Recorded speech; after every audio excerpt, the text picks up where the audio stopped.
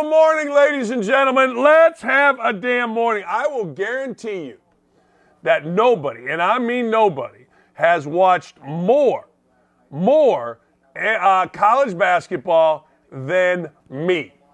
I guarantee you, man, I'm watching Hofstra, I'm watching everybody, but first, I got to get into this. It is a monster NFL day. It is franchise tag day. So one of three things is going to happen, and we're going to get into this with Armando Salguera coming up in 15 minutes. One of three things is going to happen to Lamar Jackson. One, well, maybe there's four things. One, he gets traded. Don't see that happening. One, he's going to sign a franchise tag. Two, he's going to sign a regular contract. Or three, he's going to sit out.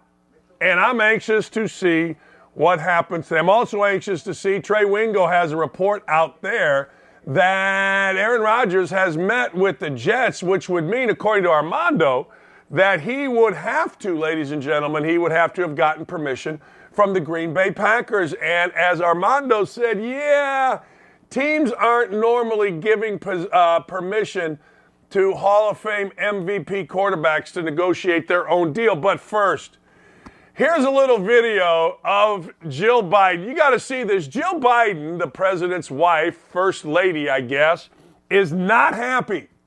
She's not happy and doesn't think cognitive tests should be done on her husband. We have proof otherwise, but here's Jill Biden. Calling for mental competency tests for those politicians over the age of 75. What do you think about that? Ridiculous. Really? That's what we got? Well, we have video proof, and we, ladies and gentlemen, think that maybe he should. Let's roll a little bit of the big fella here. Let's hear from the big fella who does not need a cognitive test.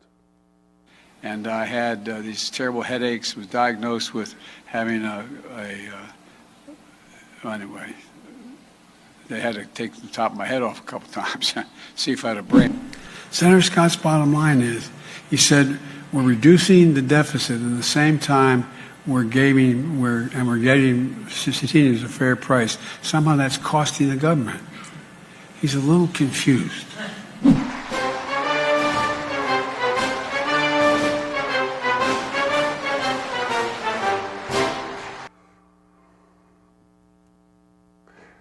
I beg to differ. And that is one of, I don't know, 100 different gaffes. I didn't even paint a picture of him falling up the stairs, which, by the way, my entire life, our downstairs to our upstairs, I would run up and fall, and they were hard stairs. They hurt.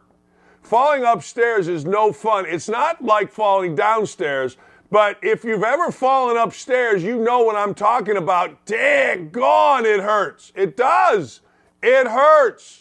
So we don't even get into Joe Biden and all of his foibles. We just picked out a few so that you can see that maybe, just maybe, the First Lady Jill Biden should not want cognitive tests for Joe Biden. They should not want him tested because obviously there is no cognitive test that he could pass other than the one that Jill Biden, a self-proclaimed doctor, would give him. That's it. That's all. Ad infinitum. That's the only one he could pass. And look at this little lady here. She's so excited to be interviewing the First Lady. Oh, my God. And Jill's mad in this clip. Now, we can't play the whole clip because, well, we don't want to get flagged by YouTube, because anytime you are a conservative leaning, at least that's what they call us, I consider OutKick to be a common sense site. You consider it whatever you'd like, but the common sense site of OutKick tells me that if you've watched anything on Joe Biden, not only does he need a cognitive test, it is really, really mean of his wife, this lady here, to throw him, I guess, I've never used this expression before, but I'm going to under the bus and bring him out there for all of us to laugh at. No, seriously. It is one of those deals where you go, dang, I don't blame you, lady. I wouldn't give Joltin' Joe DiMaggio here a cognitive test either, because then everybody would have proof. We all know the dude is nuts, right? We all know the dude's lost his marbles. He meds up for a speech now and then, and that's great. Good for him. But I got to tell you, if I'm his wife, I'm not putting him out there. If I'm his handlers, I'm not putting him out there. And I for daggone sure am not putting anything in front of him that's any kind of a test. I mentioned today is a big day in the NFL. 4 o'clock today, franchise tags, all of the various things. And all eyes really are on Aaron Rodgers. All eyes really are on Lamar Jackson. Now, here's 3 guys that made themselves a little money today. Let's go. Let's see. Pollard, good for you. Does that mean Zeke Elliott's gone? Here's the deal with Zeke Elliott. Tony Pollard signed himself a big franchise tag, okay? And what that means to me, is that Zeke Elliott is going to be gone. I would get rid of Zeke Elliott. I think Zeke Elliott is fat. I think Zeke Elliott had a little bit of success, and Zeke Elliott went from being, according to Urban Meyer, one of, if not the best competitors that he's ever had, to a fat guy that doesn't run very well and is expendable. Now, I'm just telling you, here's the deal with Zeke Elliott. He is slated to make $10.9 million. Woo! I ain't paying that guy $10.9 million. I'm sorry, but it ain't happening. I don't want to do it. I cannot do it. I won't do it. I don't think it. Josh Jacobs, in my opinion, he's a little bit different. Josh Jacobs, to me, also got the franchise tag. Josh Jacobs, to me, is one of the best running backs in the league, and not a lot of people know it. Not a lot of people know it because nobody's really paid attention to Josh Jacobs and the Fighting Raiders because, well, frankly, they haven't been very good. But Josh Jacobs, when I talk to NFL people, he might be one of the top 2 or 3 respected running backs in the league. Darren Payne didn't make the Pro Bowl. 11.5 sacks for Darren Payne, the defensive tackle, really good defensive tackle for the Washington Commanders. Everybody talks about Chase Young, but this kid here, Darren Payne, 20 quarterback hits, listen to this, 49 pressures, 11.5 sacks. Dude's going to make $19 million. Now, there aren't 5 people that ever heard of Darren Payne outside of D.C. And don't at me about it either, people. Do not at me. Don't at me. 1,600 yards for Josh Jacobs. It's kind of amazing. He's only going to make only $10.091 million this year on the tag. If you want to know if running backs are, I don't know, maybe diminished a tad, Josh Jacobs making $10 million a year when a defensive tackle is making what, 20? That tells you all you need to know. Tony Pollard, 25 years old.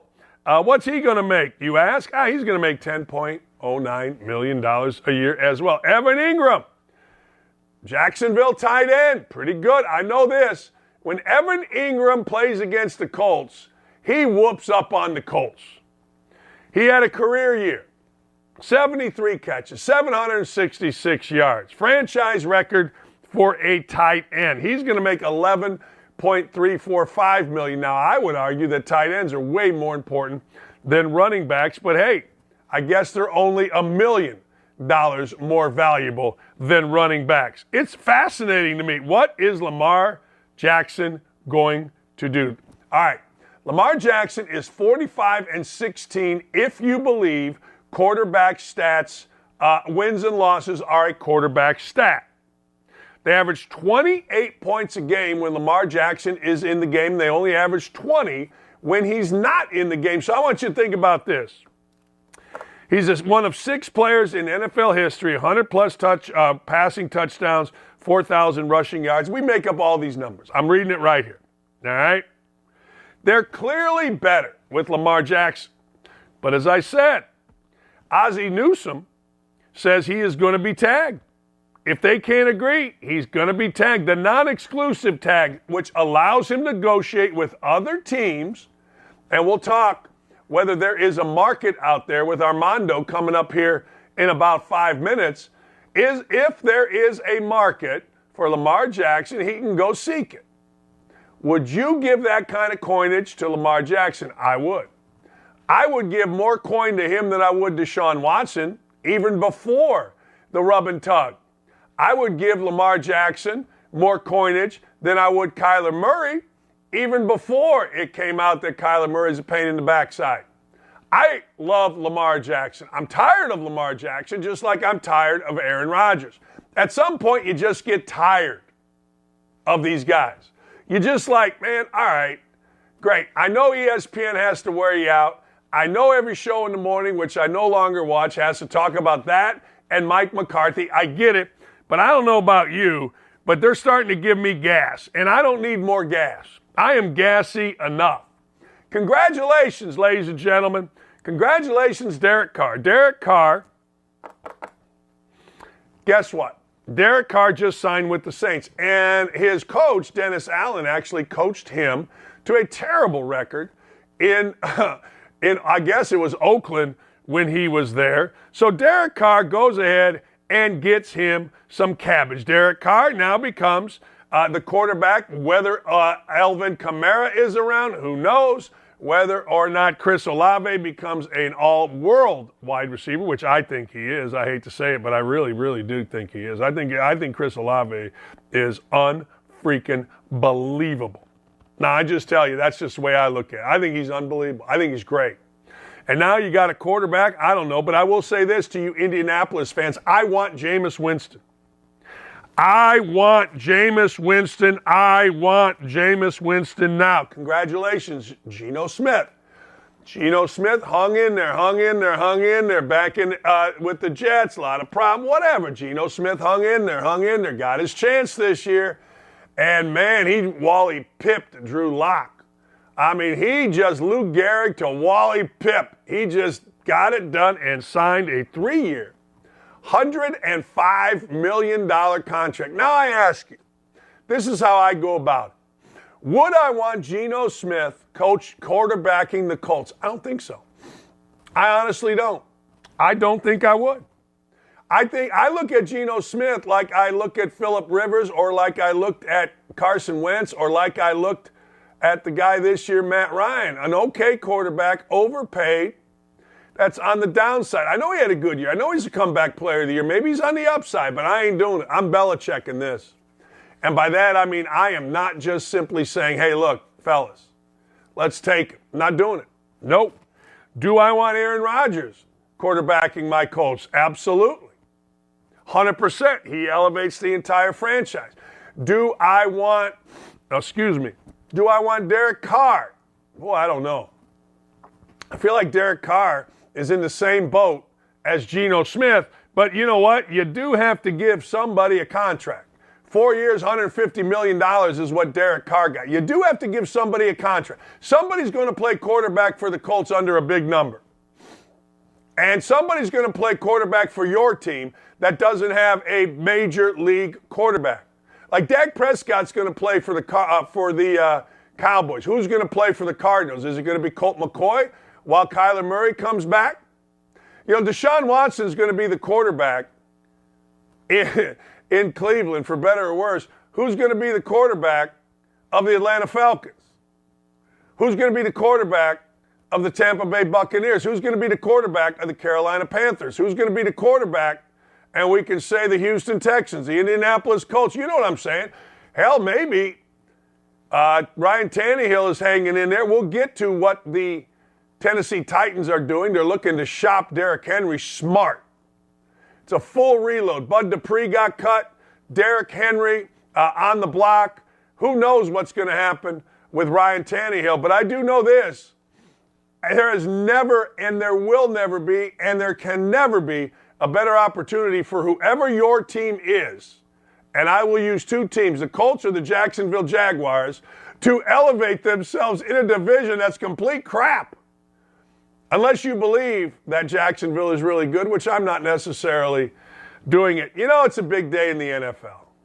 It's a big day in the NFL, so guess what, ladies and gentlemen?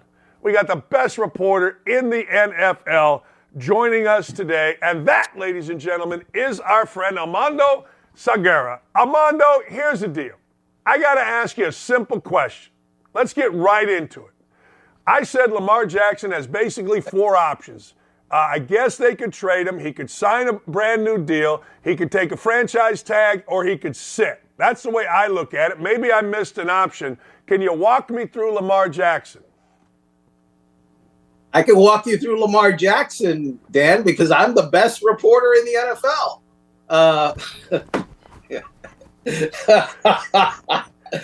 Yeah. Actually, there was a poll 4 days ago, and I came out fourth. So just for the sake of accuracy, I'm like the fourth best reporter in the NFL. Okay, just want to be accurate. So Lamar Jackson, look, he's going to be tagged by 4 p.m. today, and the reason is he wants a largely guaranteed contract, right? And before the last two seasons happened, there were reasons why the Baltimore Ravens had no intention of ever doing that, that we can get into if you want. But in the last two seasons, Lamar Jackson has missed the final month of the season both times, at a time when the Baltimore Ravens needed him the most to make their playoff push. And so what has happened is a player with now that has durability issues and an inability to guarantee anyone his presence in the lineup wants the team to guarantee him money to be there. It doesn't make sense to most people other than the Lamar Jackson family, but that's the reason that those sides are not currently under contract. And what makes it tougher is that Lamar Jackson doesn't have an agent. So he and Eric DaCosta, the general manager for the Ravens, are the ones that are basically talking, negotiating. And as DaCosta said last week in your hometown of Indianapolis, it's hard when that is the case, because you can tell an agent things about his client that you don't necessarily feel comfortable telling the client, who will be in the building and you will be dealing with every day, and you want him to feel good about himself, and you don't want him to, to basically hate his boss every time he comes to work, even if he signs a contract and agrees. So sometimes the hard truth can't be said in these negotiations with players representing themselves, and that's an issue in the Lamar Jackson negotiation. Yeah, I think most people want to be their own agent because they want to save the 5, 10, 7, whatever percent it is. But most people that aren't like 60 years old like me, been divorced, lost jobs, whatever, you're a little sensitive to hearing your boss say, okay, Lamar, here's how much you played. Look, so people understand this, Armando. It takes two to tango, right? Lamar Jackson can come in with all his statistics, and they're great. They're wonderful. I want him on the Colts. But the team can also come in with all theirs and their analytics. It's a two-sided thing here, right? Do they have, I just thought of this, do they have like independent arbitration like they do in baseball in the NFL? Not in contract negotiations, no. In contract negotiations, It's one side and the other. And, they talk it out and get it done, or they don't. And if they don't, what happens is you have the Lamar Jackson situation where the team will resort to other means to not lose Lamar Jackson. Now, what's interesting there is everybody understands that he will be franchise tagged, which means a 1-year guaranteed contract at a certain height, at the average of the top 5 salaries at the position for a non-exclusive contract franchise tag, which means If another Yeah. team wants to sign Lamar Jackson, they have to give up 2 first-round picks. That's rough. But there's the exclusive franchise tag contract for 1 year, which costs $45 million. And that one prevents anyone from speaking with Lamar Jackson. And there's even a big decision there because the Ravens feel, and rightly so, that if they use the lower number on Lamar, there's maybe a team that decides, we don't have a quarterback. We're not relevant. One way to get relevant is to have a quarterback, and there he is. He can be had for 2 first-round picks. Let's go get Lamar Jackson. Yeah, I mean, look, all right, let me go over. You had a tweet earlier today. Aaron Rodgers, according to Trey Wingo, got himself, I don't know, permission or in trouble, one of the two, with tampering. And he met, apparently, according to Trey, with the New York Jets. You're kind of sheepish on this. You're not exactly buying this, are you? Well, it has to come with permission from the Green Bay Packers. And this is what I know. I know that when a team has a 4-time MVP and they have no intention of giving him away or trading him or moving on from him, they don't give permission for that player to speak with other teams. Now, when they do that, it's like a glowing in neon alert signal that goes beep, beep, beep. And we're willing to trade Aaron Rodgers. And obviously, it's out there now. Barring an NFL investigation, it's going to tell you that the Green Bay Packers gave permission, which means the Green Bay Packers are open to trading Aaron Rodgers, which is kind of what everybody has been thinking all along. Are they just tired of him, or are they, just not good enough? I mean, what's the reasoning here? Aaron Rodgers, I think, has become something of he's exhausting sometimes. Yes. Yes. And it's not so much during the season, but in the off season, it becomes, look, last year he signed the richest quarterback contract on a yearly basis in the entire history of the NFL. He's the first NFL's $50 million player per year. And his response to signing that was not to show up all offseason to the Green Bay Packers offseason program, their camps, their OTAs, so forth. The only thing he showed up to was the mandatory minicamp. Meanwhile, the Packers, they're instituting, changes to the offense. They're bringing in new wide receivers, and Aaron Rodgers not practicing with them, not working out with them until training camp starts in July, late July, early August. Then when the season starts, Aaron Rodgers and his wide receivers aren't on the same page. And Aaron Rodgers is complaining about that because the wide receivers are young and he doesn't know where they're going. They don't know where they're going. Well, here's the problem, Aaron Rodgers. Where were you in March, April, May, June, and early July? You were as far away from them as you could get. And so who's to blame here? And you are the example setter that's making more money than anyone in the league. And yet you're complaining.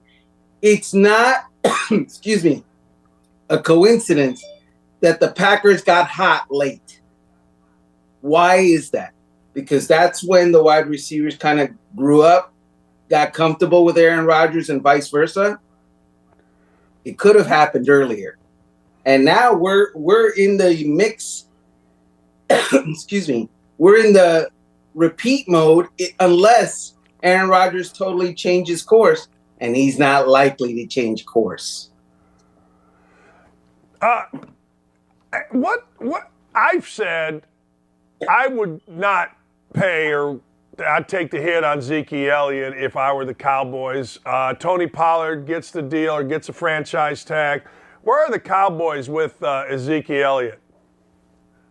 Yeah, so right now, the Cowboys put the franchise tag on Tony Pollard.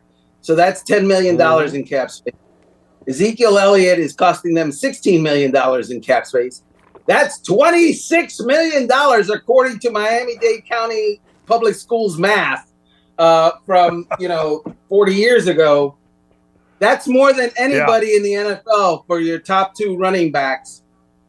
That's not sustainable for a team that has other contract needs and obligations.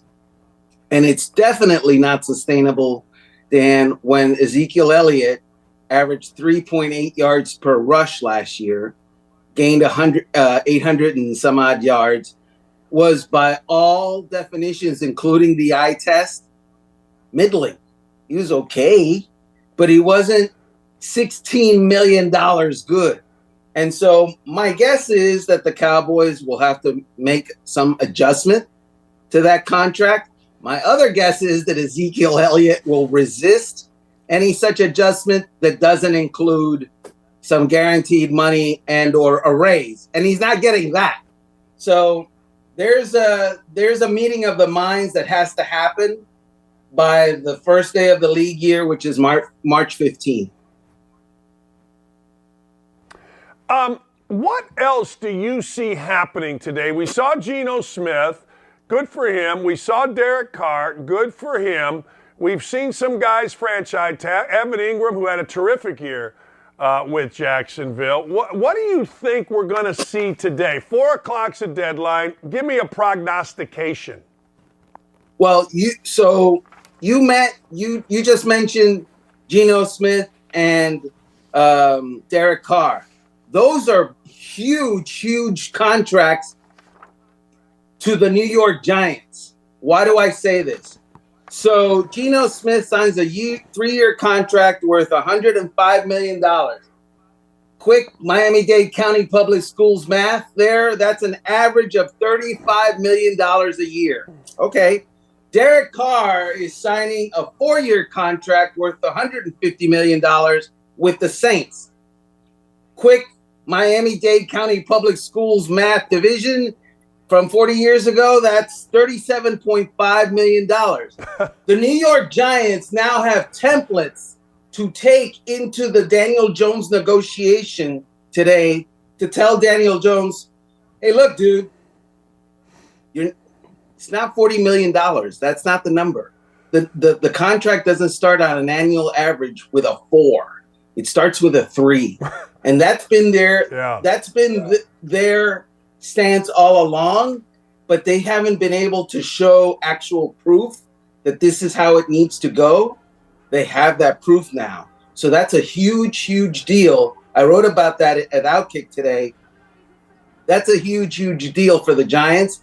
And Daniel Jones and his representatives, faced with evidence, actual hard, tangible evidence, can choose to accept that and kind of try to make a deal before 4 p.m. And if not, Daniel Jones will be franchise tagged. The franchise tag for quarterback Daniel Jones, which will be a non-exclusive tag because nobody's going to pay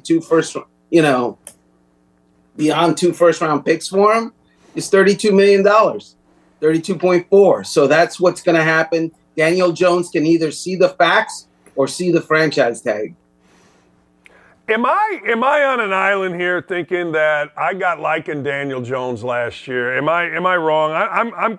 I'm fine to be wrong. No, I mean, you're not wrong. Daniel Jones has value, and he has shown it. And last year, the way he played that game against Minnesota was amazing. He was just very good. The Daniel Jones contract is not about what has happened, but what is likely to happen. And what the Daniel Jones people say is, look, I've been dealing with some pretty terrible coaching. And last year, I dealt with some very limited talent around me. The Giants' best receiver at the end of the season last year was a player that they signed off of the Buffalo Bills practice squad who had been released. So Daniel Jones' contention is you put talent around me. You're good coaches now. We went to the playoffs. I'm an ascending player. I'm going to be really good. I'm only 25 years old. You've not seen the best of Daniel Jones, and so you have to pay as if you've not seen the best of Daniel Jones. It's going to get a whole lot better. And the Giants, in part, agree with that. They understand that they put more talent around the dude, he's going to be better. But they don't agree to the extent of a contract that starts with a 4 on an annual average basis. Last thing before I let you go, do we have a fire sale brewing here in Tennessee with the Titans? Yeah, I know everybody saw the Titans are offering Derrick Henry in trade. I'm not sure how I feel about that one because I'm not sure that it's wholly accurate. Look, general managers at the Indy Combine talk about everything, short of, trading families. And so 2 general managers discussing Derrick Henry does not Derrick Henry trade talks constitute. It's a passing conversation. Now, if the Tennessee Titans trade Derrick Henry and trot out Ryan Tannehill as their best offensive weapon, oh my God, what a nightmare! That's not going to sell a lot of tickets. That's not going to please the faithful. Derrick Henry is still a premier running back in the NFL. I know he had injury issues a couple of seasons ago. He didn't last year, and he has value. I don't think that it's the value that he has to the Titans. I don't know that anyone would give up a first-round pick for Derrick Henry. Last thing. I know everybody thinks the Colts are going to move up and take Bryce Young, but, they've got a quarterback there that they got to pay a lot of money because he did not get hurt, which is Matt Ryan. I think the Colts situation in about 2 weeks, people are really going to start questioning what the heck's going on there. Sam Ehlinger, Nick Foles, Matt Ryan. I mean, I don't know. What are we doing here in Indy? Because I really don't know. Yeah, well, Matt Ryan's not going to be the quarterback of the Indianapolis Colts. I agree. In 2023. So there's that. They're going to move on. He would prefer to move on. They're not in that mode. They're not in we're a quarterback away from a championship mode anymore. And so there will be a change at quarterback. They want to draft one. The issue is not where you're picking necessarily. It's picking the right guy.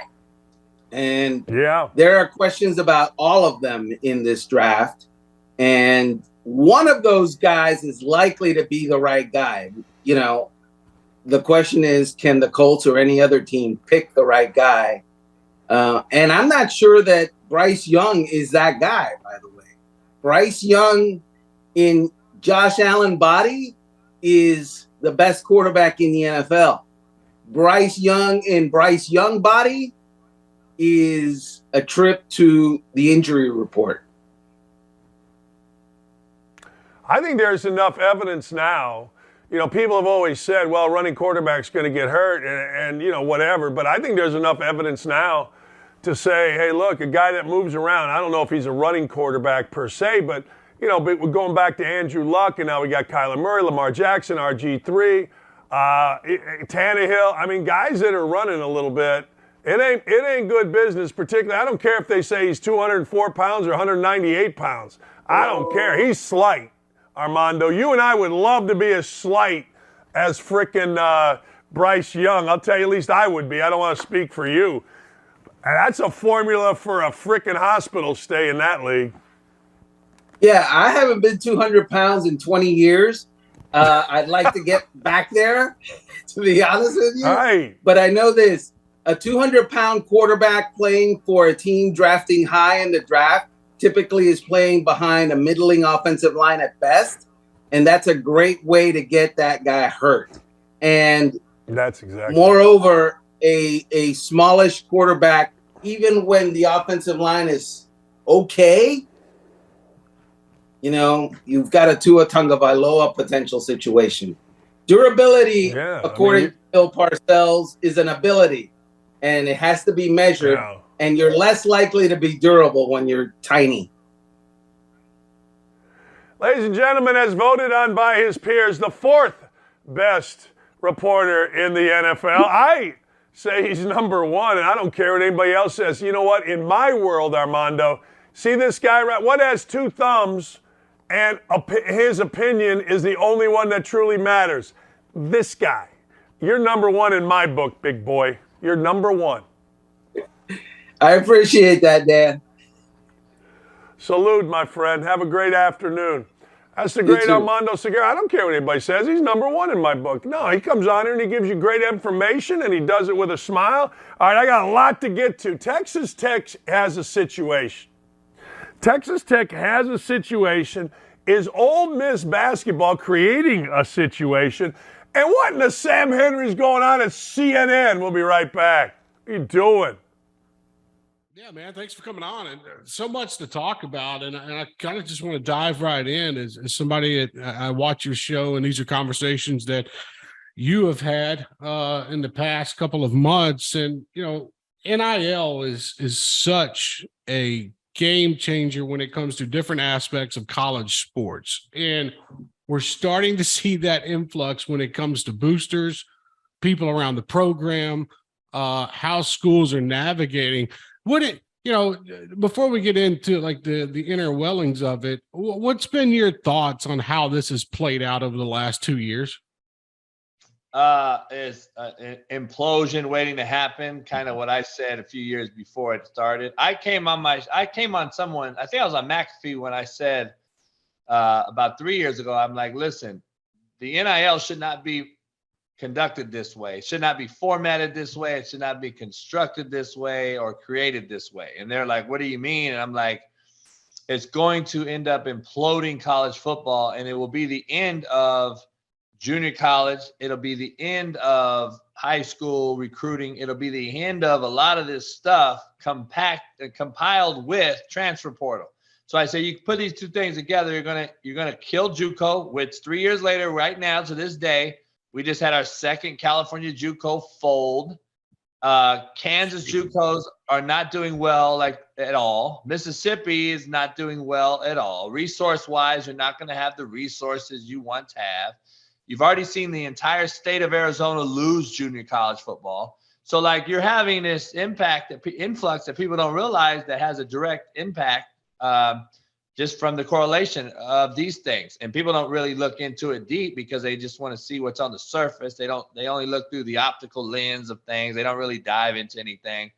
And it blows my mind that we're in this analytical world and we don't look into the data and the analytics. We just want to talk on Twitter because all people on Twitter know all things, right? So when I'm sitting there talking and I'm sitting there looking into it and I'm like, well, look, what they should have did was, by the way, a good friend of mine growing up with Ed O'Bannon, he's the one that started this whole thing with the NCAA NIL deal. We played high school basketball together, and Charles and Ed, and he started this thing, and it's crazy, right? It's a slap in the face. NCAA, we already know what that stands for, non-caring assholes of America. They basically pay everybody like $11, right? 100,000 people get paid like $11. Oh, we won. Well, you didn't really win. You created this NIL deal, which basically is for the 1%ers, Trey. 1%ers. Yeah. Think about it. Everyone thinks on the outside looking in that these kids are getting millions. No, 1%, if that, I would actually say 0.001% is actually getting the millions. The rest of the percentage, the 99.9% of the kids are average NIL dollar. I don't know if you know what it is, but it's $300.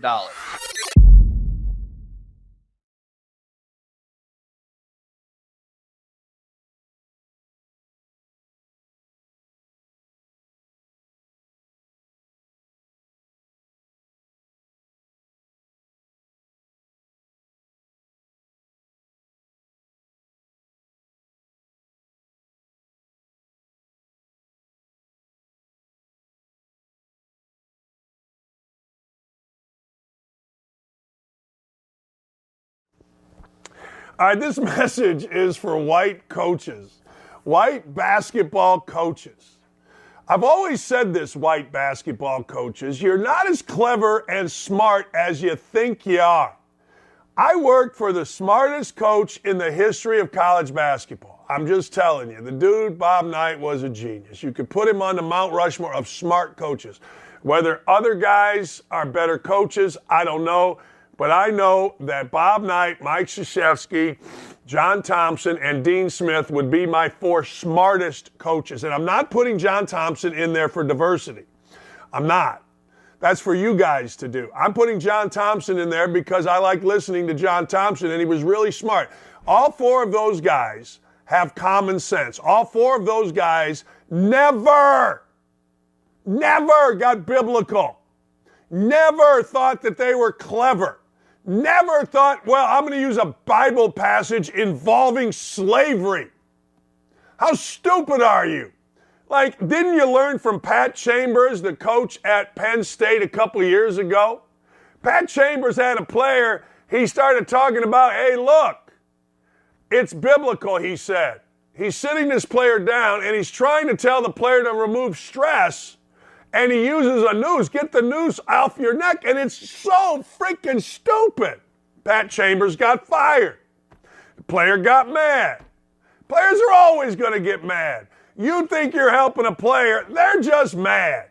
Anything they can do to screw you, they're going to screw you. And I don't even know if that's screwing because Pat Chambers was stupid given this climate. In 1980, you want to do it, fine. You can do a lot of things. You can MF, you can practice that. There's a lot of things.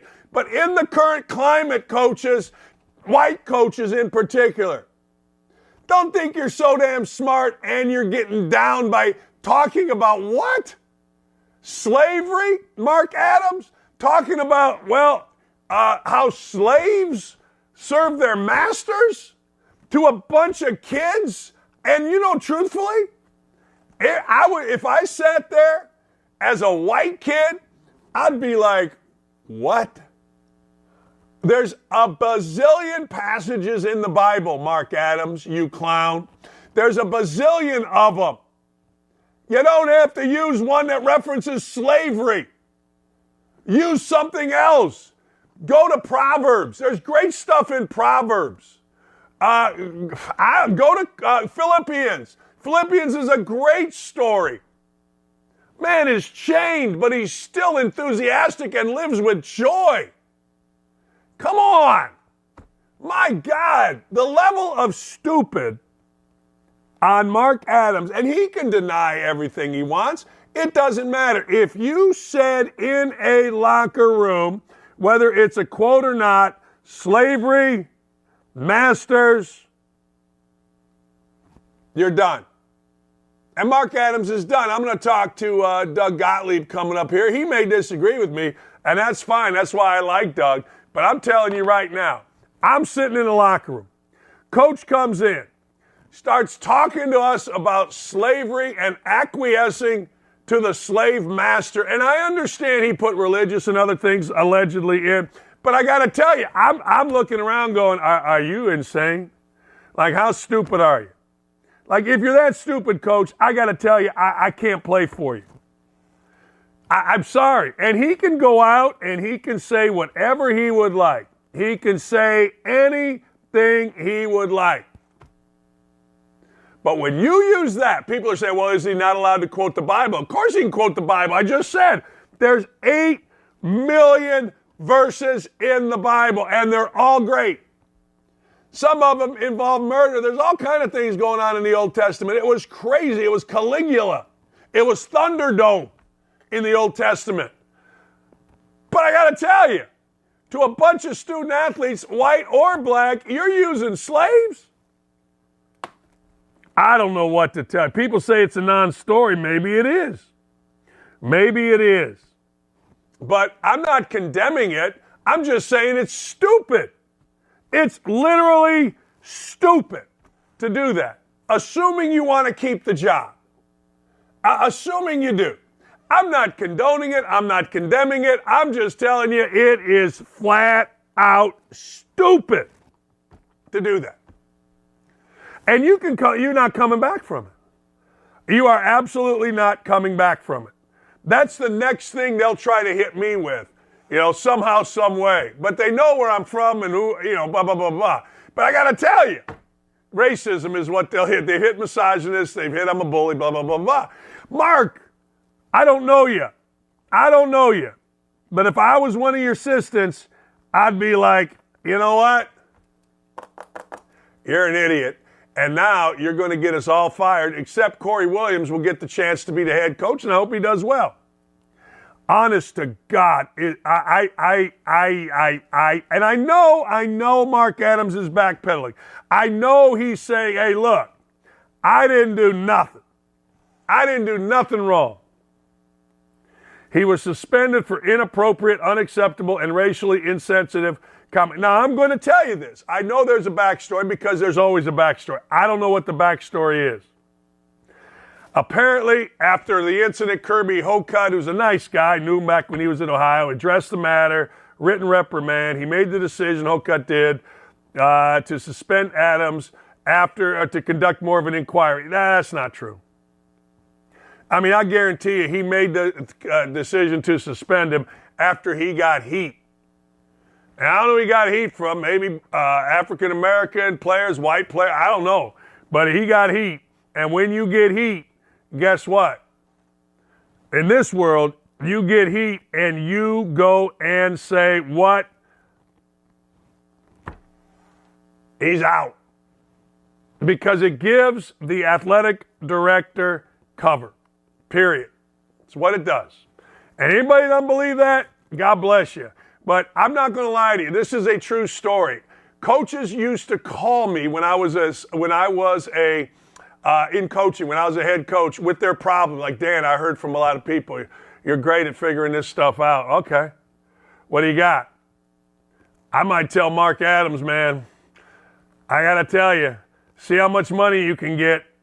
And, because you gone. And that's too bad, because I'm assuming Mark Adams is probably deep down a good guy that's helped a lot of kids, okay?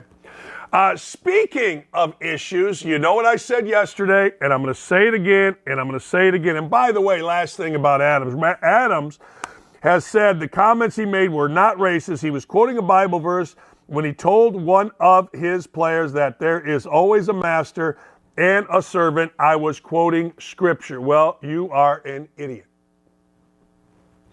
If you were quoting that scripture, you're an idiot. Quote all the scripture you want. Quote it all. I don't care. But not when it comes to masters and slavery. You just don't do it. Instead, you're just not as clever as you think you are. Speaking of clever, speaking of interesting things, all right?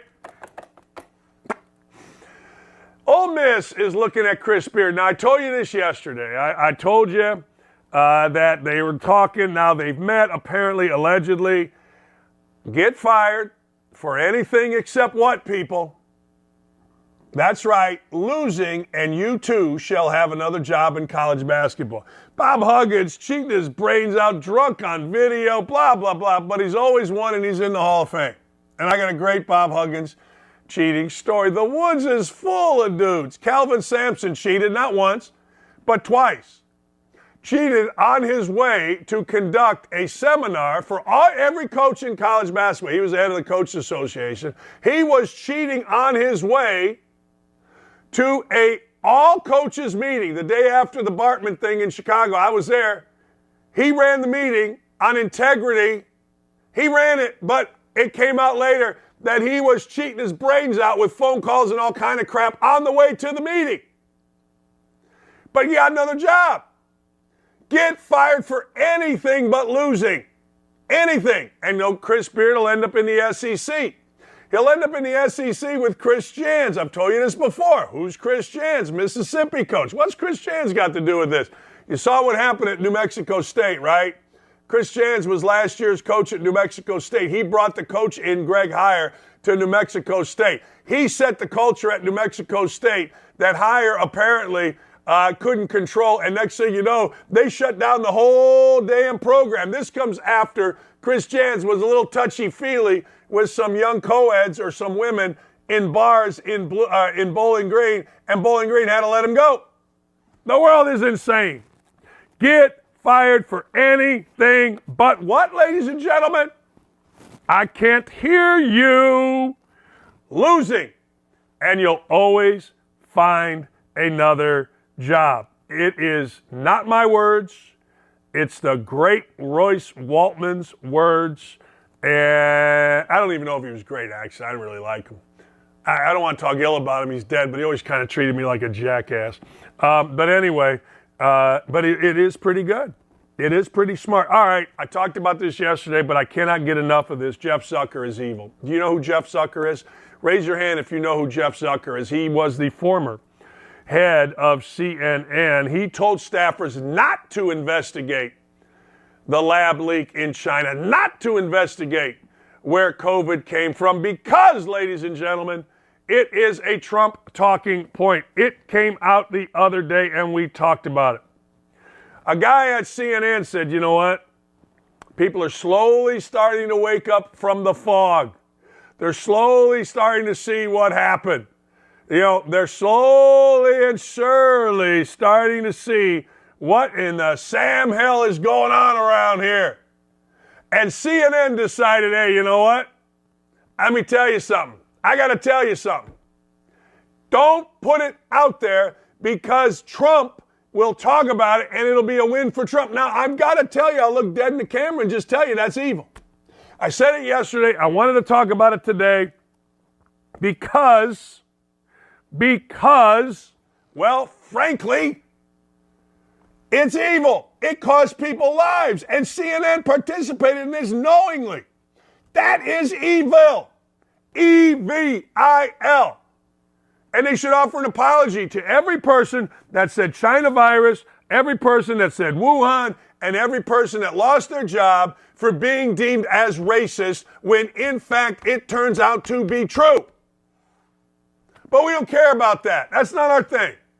We just want to suppress, and I don't even want to get into the integrity of CNN, do I? Do I want to get into the integrity of CNN? Yeah, let's. How much integrity do you not have to suppress real news when you are a news organization? And don't tell me every single private company can dictate what they want. Sure they can. But when you bill yourself as unbiased and just a giver of the news, and you legitimately hold back maybe the most important news of its time. Where did this virus come from? Because you're trying to shift a political landscape. That's evil. That's awful. That's wrong. That's no integrity. That's frickin' CNN, and they're giving me gas. That should be our new segment. Who's giving me gas today? CNN, Jeff Zucker. I'm glad you're the ex-boss. You should be the ex-frickin' boss. I'm just telling you. It's ridiculous. What are you doing? Why are we involved in the news if you're not going to comment or talk about or report the best, biggest story in the world? Where did this killer virus come from? But we're not going to do that. We refuse to do that. We want to, oh man, Orange Man bad. Who cares if Trump gets a win on one issue? It really blanks me off. And look at this smug. Get yourself a picture of Jeff Zucker. Just a smug little bag. Just a smug little pass. Jeff Zucker. I got two words for you. My backside. This dude ran CNN. All right. Quit doing dumbass. Quit doing dumb stuff. I don't even know what. Shaq completely agrees with Deion Sanders. Quit doing dumb stuff. You know why I don't do dumb stuff, Shaq said? Because my daddy would have whooped my backside. Shaq's dad was a military guy. Shaq's dad was stationed in San Antonio. Guess what? Deion Sanders, can you believe this? Deion Sanders is catching heck from a lot of places. Deion Sanders on two-parent homes. Deion Sanders on religion. He's got an atheist group. Let me tell you what I would say to the atheist group. Two words. Kiss my backside. That's what I would say to the atheist group. Are you out of your freaking mind? Are you nuts? What's wrong with you, atheist group? I don't care about you, atheist group. If I want to talk to my team about religion, that's what I'm going to do. You want to get mad at it? Fine, fire me. Hell, if they fire Deion Sanders, guess what? Deion Sanders is going to go ahead and get himself a new job tomorrow, maybe today. By the time he walks out of there, they are going to give him, ladies and gentlemen, a freaking new job. So atheist group, kiss my backside. Well, an atheist group, good, you're idiots. I guarantee you're all nuts anyway. I'll bet you money on it. I will make claim that group has crazy blank people who are like, well, you know, it's the law in Colorado. I stand with Deion Sanders. I stand with Shaq. I stand with the legends. Deion, you got your program. You want to talk about religion? Go ahead. You want to talk about two-father homes? Go ahead. You got to deal with it. You know, what you say matters, but I think everybody should have a two-father home. The rate, 73% of fatherless African Americans in a fatherless home is ridiculous. It used to be the other way. I was just watching somebody, I forget who it was, talk about, it used to be 70% of African American homes had a dad. And now it's 73% don't. That's not right. Man, if you're going to be a father, be a dad. If you're going to have a kid, be a dad. You can get mad at me all you want. You can Tony Dungy me, whatever you feel like doing. But I stand by that. I said this the other day. 50 years old, acting a fool. My dad said, hey, we got to have a sit down. Too many women hanging around you. You're hanging out too much at night. Hey, we got to straighten this. And you know what? He was right. John Morant, your dad. I'm not even mentioning his name because he wants publicity. Be a dad, not a hanger-on. I've been saying it forever. Forever. I've been saying it. I'm screaming, aren't I? I don't mean to scream, but I'm fired up here about this stuff. This is the reason I left ESPN right here, so I can talk about this stuff. Yesterday, I saw a text or a tweet. Used to be when I would send a text or a tweet, I'd get called in. I remember having to call Norby Williamson, the head of ESPN, about a tweet that had no sexual innuendo, nothing. But they thought it did, and I had to answer for it. Before Ohio State game, I'm like, Norby, I don't know what to tell you, man. This is a friend of mine. Actually, he watches the show, Brad Clapper. I insulted him through Dane 5. I'm like, well, Dad, yesterday, you know what I saw? Our friend Kendrick Perkins dropping F-bombs on Twitter. I cannot help you, people. Doug Gottlieb joins us next. I got to get Doug's opinion on a big day in the NFL. I got to get his opinion on a big day in college basketball because they're all big from here on out. We'll be right back with the great one, Doug Gottlieb. Welcome into OutKick the show. I am Clay Travis, your fearless leader. I am going to continue to argue that sports is one of the great unifying forces in all of American life. ESPN is a sinking ship. Democrats are now the party of the white, woke college graduate. So the higher that number can be, the better you are with the committee. It's really that simple. You gotta lean into the turns. You really gotta lean into the turns. He's got incredible taste in which media figures he listens to. Very difficult to go back-to-back years in the NFL with the number one overall pick. I've been out of LA long enough to have forgotten that libs, no matter how ridiculous the scenario, are gonna live. Another week of inflation, another week with Biden with COVID, and another set of losers to crown. People don't watch the WNBA on TV, in person, on a plane, on a train, on a bus, or on purpose. The scary thing, Tommy, is in the history of this government, I've never seen them give anything back that they've taken. Oh no, they never do. And they won't. Why are we going through Melania's goods? Don't make Brittany Griner out to be some type freedom fighter. Shouldn't there be a little bit of common sense? Let's roll them, big boy. What do you got? They want to find someone to be the face of domestic terrorism, and they want it to be a right-wing Trump supporter. Don't let them entrap you into doing something dumb. But they were hyper-rational. They looked at the data, and they said it makes no sense for me to submit to this COVID shot mandate. Get the shot or you can't go to your brother's wedding. Get the shot or you can't go to your daughter's graduation. Get the shot or else.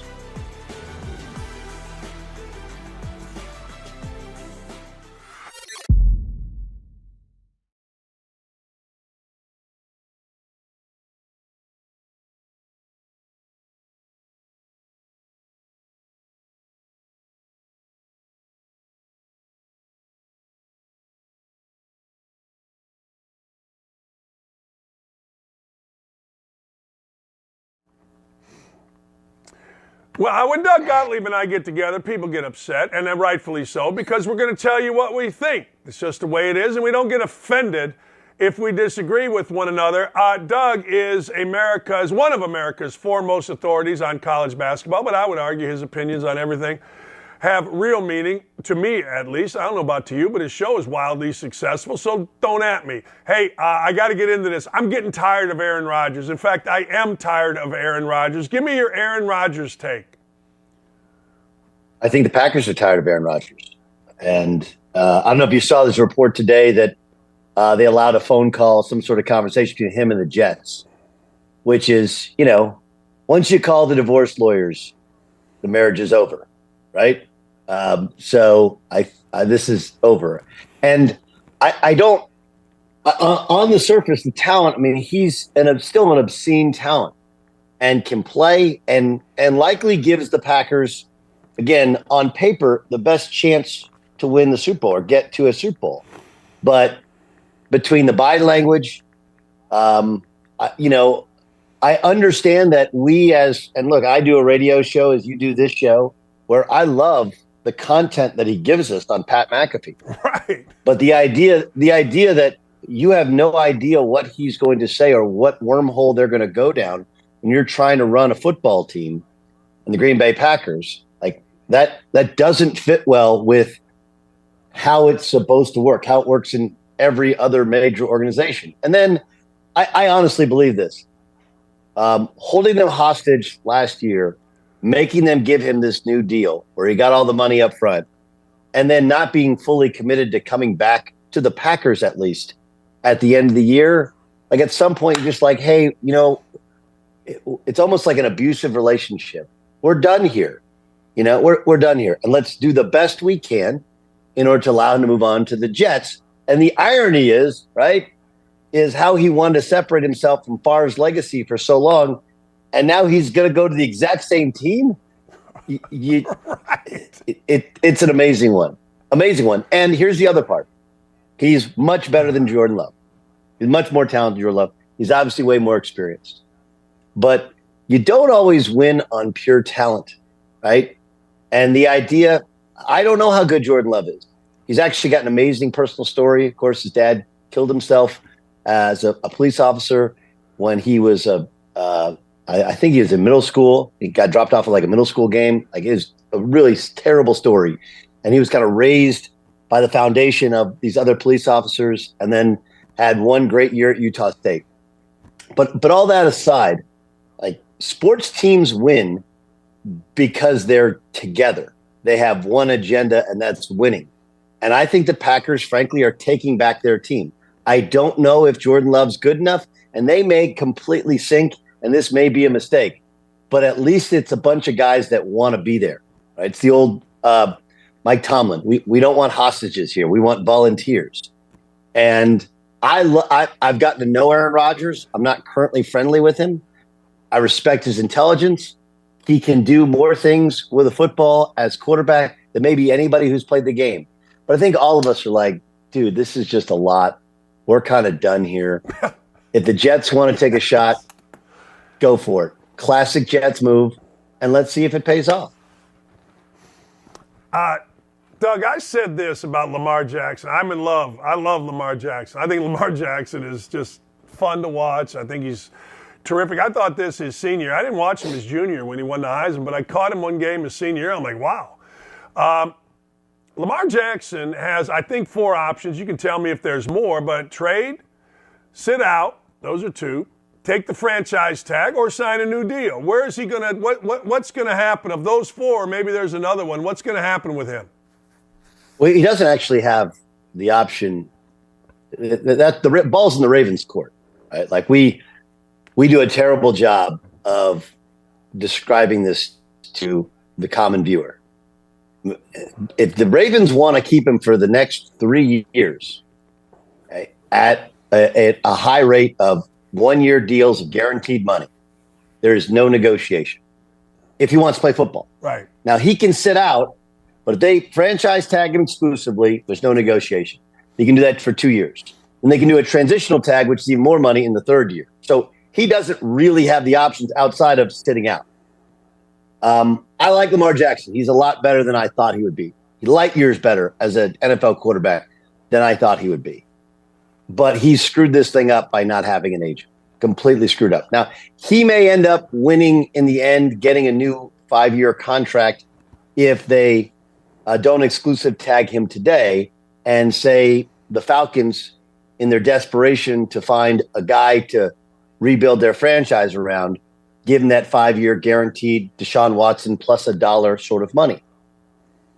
But I wouldn't do it. Lamar Jackson has missed 10 of the last 22 games for the Baltimore Ravens. Okay? 10 of the last 22. He's missed 7 regular season games in each of the last 2 seasons and missed a playoff game this year due to some form of injury. Okay? And this is when he's at his healthiest. The style he plays football, he's going to get hurt. Okay? And the idea that that the league should give him, somebody in the league should give him more money than an outlier Deshaun Watson contract. And again, like I understand how it usually works is whatever the last contract signs, the next guy gets a little bit more. And if you look at it on paper, he's an MVP. Deshaun Watson was not. Right? He's never had a major injury. Deshaun Watson's torn his ACL twice. He has 0 off the field issues. Deshaun Watson, a litany of issues. Okay? Those things are fair, but there's been 6 or 7 other contracts signed by talented quarterbacks which don't come anywhere near the 5-year guaranteed money. Don't come anywhere near the 5-year guaranteed money that he's asking. And this deal could have been done had he simply had an agent. He wouldn't have fallen to 32 in the first round if he had an agent. The deal would have been done a year ago if he had an agent, because you can't negotiate yourself. And without the true working knowledge of the cap and bonuses, there's a middle ground between 3 years upfront and guaranteed and 5 years fully guaranteed. There's workable bonuses that everybody knows you can achieve that puts you above the threshold of what Deshaun Watson is getting. But on principle, the Ravens aren't going to do it. So I do think the Falcons are like the one team, right? If the Jets are off the docket, like the Falcons would be the one team, or maybe the Panthers. But you're in a winning organization that had previously built the entire thing around you, drafted first-round draft pick wide receivers, paid the tight end more than anybody else in the league. So I think the demands are excessive. I think it's probably going to get him on a different team in the future. I don't know if it's this year, if it's next year, or if it's in the 3rd year. But as we can all like Lamar Jackson, we need to stop with the BS narrative of the Ravens don't want to pay him. No, they don't want to give him some stupid contract that Cleveland gave. That Cleveland gave Deshaun Watson. It's a terrible contract. They want to give him a contract in line with all of the other elite quarterbacks in the NFL. And, Jackson doesn't have the ability to truly negotiate because he's on this hard and fast stance, and he doesn't appear to want to come out. There was a day, and it still happens once in a while, not nearly as often, but head coaches in college basketball, including probably 3 Hall of Famers, somehow I became known as the fixer. Guys would call me and say, hey, I got this problem. I heard you kind of solve things for Coach Knight. Help me out here. And I would get calls from dudes. I'm like, wow, that dude's like won 1 million games. You calling me? Okay. So my advice to every white coach, and you can say African-American if you'd like, but don't get too clever with the Bible. Don't get too smart with analogies. Mark Adams, because white coaches aren't nearly as smart and clever as they think they are. And I've always told I told Krzyzewski this. I go, you guys think you're genius. You're not. You're a basketball coach, so, make sure you always understand that. Don't get too clever. Mark Adams, to me, is done. I can't believe he will come back from this because there's 8 bazillion passages in the Bible. Use one of those. Nothing with slavery or masters. What's your take on it? Well, there's a lot more to it. In that this is like tip of the iceberg stuff, and well, of course, there's a lot, but not even in his run-in with this one kid or in this one Bible verse, right? This started last offseason when he put his son on staff, and they made decisions about who they wanted to keep and who left them in the portal. Look around the country at Illinois, look at Kansas. You got 2 super talented kids that have been with them for years that they allowed to leave in the portal. And you can say, well, they got outbid. Like, nah, if you want them at Texas Tech, that collective will get them for you. Okay. Texas Tech is funded well enough to compete at the top 10 in college basketball. They can win a national championship at Texas Tech because of the support in the area, the support from the donors. So it's like, all right, if you're going to let those guys go, you better bring in dudes that are better. And they didn't. Okay. They brought in guys that they misevaluated. And he's caught the blame. His son's caught the blame.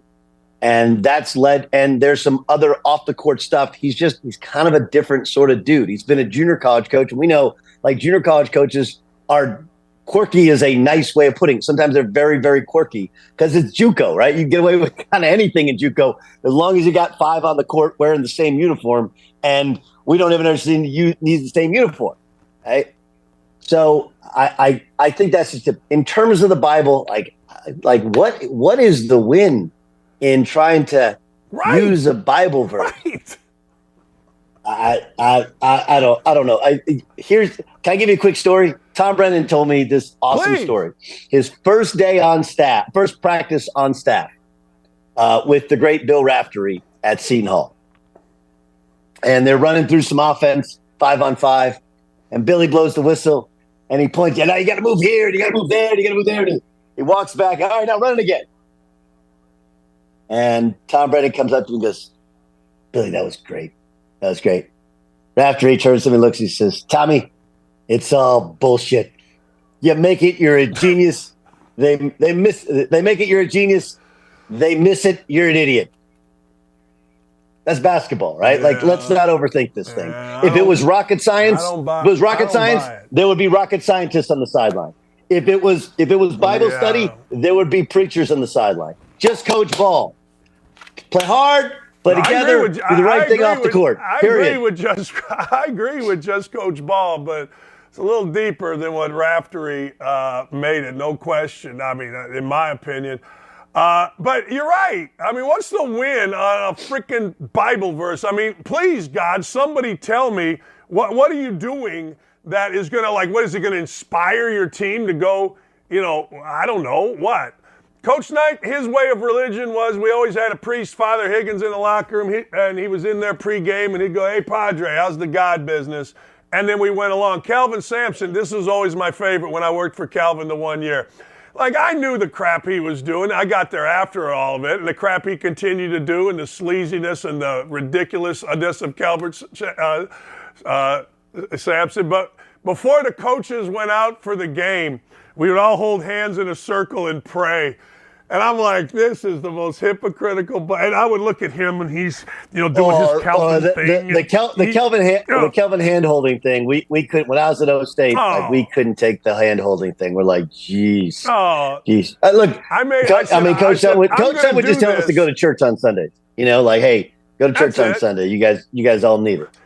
You guys all need it. Pray in silence. Let's go out and play ball. My Serbian people, Milosevic, he would make fun of me because I'm Serbian, and Milosevic was a genocide guy, and that's how he would get me. Hey, look, it's a different world. It's idiotic, I got to tell you.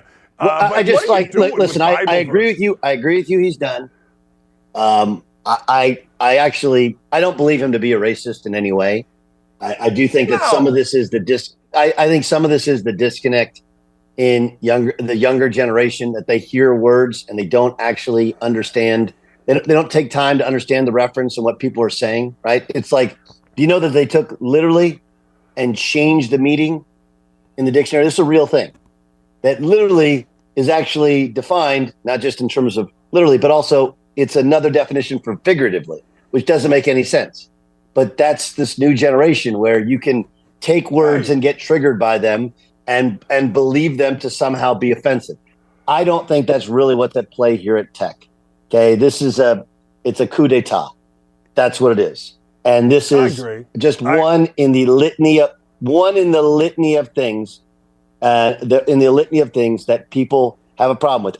But the biggest issue is they're not winning. They picked some of the wrong guys. They don't fit their style. Last year they were awesome. This year they're not. They're buried in last in the best league in the country. And he's going to be looking for work. And the school's trying to get out of paying him his buyout. They offered him. I was told they offered him a buyout like a month and a half, 2 months ago. Came into his office. He kicked him out of his office, went down and coached practice. So he's been fighting this battle, and this is probably the one. This is how they caponed him. And look, every guy that's ever been a head coach, and maybe some assistants will tell you that we all know about the list. Here comes the list. 1987, you said this. 2001, you did this. 2013.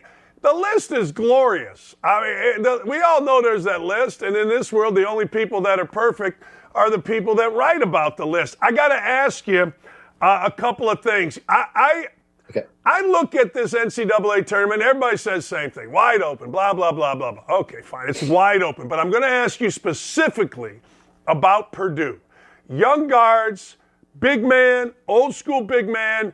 Give me your take on Purdue as a national champion. I'm not saying, big run. Are they national champion good as constructed?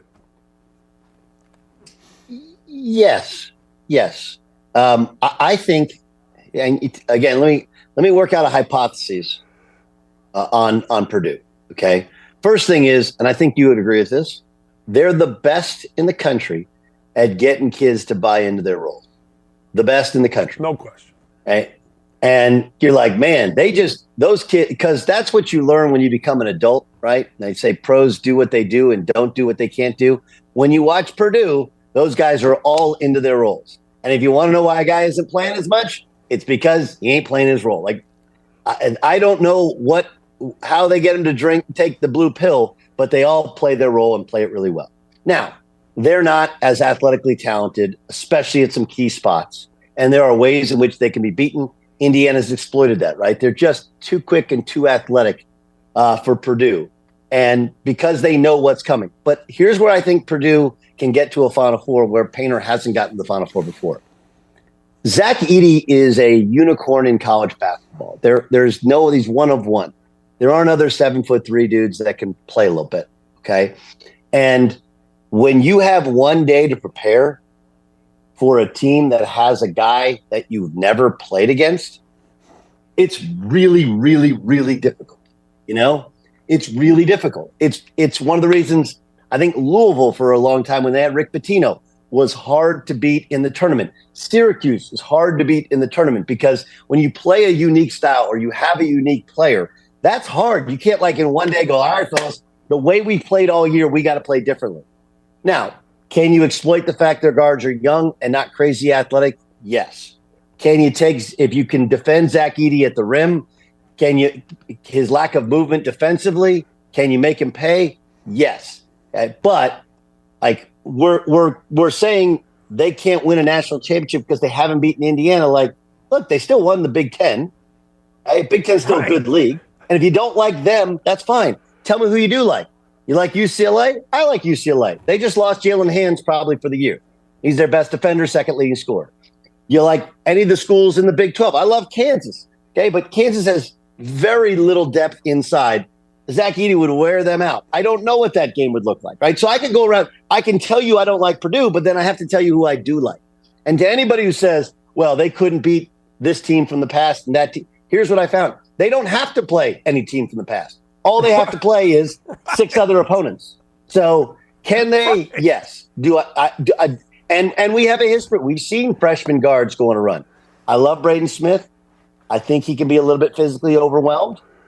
I think the SEC and the Big 12 have better athletic talent, and the Big 12 and some of those SEC teams are very well coached. But this Purdue team can absolutely get to a Final Four, can absolutely win a national championship. The games they have to be most cautious of are the Sweet 16 game and a Final Four game, because those teams have time to prepare, get a true game plan, understand what they're going against. Because in the Elite Eight or in the second round, when you got one day to prepare for that big dude, it's just different. They play different than most everybody else. I'm going to make a dumb prediction here, and it kills me. But I'm watching more basketball this year than I have ever watched since I was a coach. I'm addicted to basketball all of a sudden. I'm watching last night. I got Hofstra going. I'm watching Eastern Washington lose at the buzzer. I'm watching every single thing. I don't know why, but I've lost my mind back into college basketball. And I'm telling you, it's great. Wait, what's the matter with falling? What's the matter with falling back in love with your first love? Nothing. Okay. You're like apologizing for it. I watched the Pac-12 play, and I love it. I'm telling you, like here's Matt Painter. 2 years ago, they lose, or maybe it was last year. Hell, I can't remember. 2 years ago, they lose to somebody, and he's taking out Sasha Stefanovic because he misses a switch on a ball screen. And so his two best shooters, he took out another kid, are out while they can't make a shot, but we're still trying to defend the ball screen. I've always said the Pac-12 doesn't care about that when they get in the tournament. Pac-12 is good. Hey, you missed a switch, you gave up two, go hit a three. I'm telling you, I'm watching Pac-12 basketball. Jaime Jaquez is my second to Edie for National Player of the Year. I'll go with Trace Jackson Davis third, or anybody else you want to say. But I love the fact these dudes get up and down, they play loose, and Doug, I swear to God, I'm telling you, whether they get 2 or 4 or 3, whatever it is, they're going to be successful in the tournament. Well, yeah, I mean, UCLA doesn't play fast and free, but they do. He does let them play offensively. You know, his thing is, you give me some toughness defensively, I'll let you play offensively. Watch them compared to these Big Ten teams. These Big Ten teams are an enema. UCLA gets up and down the court. And Arizona obviously plays free. I mean, the thing with Arizona is, I do think their guard's a little soft. You know, I mean, UCLA kind of punked them Saturday in Pauley, but yeah, they do. They have firepower. And they play beautiful offensive basketball, especially Arizona plays beautiful offensive basketball. They're just a different version of Gonzaga in terms of their movement, spacing, some of the actions they run, the freedom that they play with, and the skill that they developed. I agree. I mean, like, it's easy to kick the Pac-12 because the bottom of the league is bad. Bottom league's bad. Just no other way around it, right? Cal, Stanford, Washington. That's really what's changed in this league, is that those programs that traditionally have dudes, our NCAA tournament teams, they don't. And we could do a whole other show if we wanted to and bore people on what's happened. The biggest thing is NIL, you know, is that those aren't schools that have booster groups that'll form a collective and then pay kids. The SEC does. That's where many of the dudes have gone. Yeah, and the way that Arizona's been able to fight that is with foreign players, right? The way UCLA has been able to do that is maybe recruit one high-level guy a year. The rest of those guys are 4 or 5 year college guys. Jaime Jaquez, good player from Camarillo, but nobody was saying one and done. Now, years later, I think he's a very good NBA player. He's tough. He can score. He can guard multiple positions.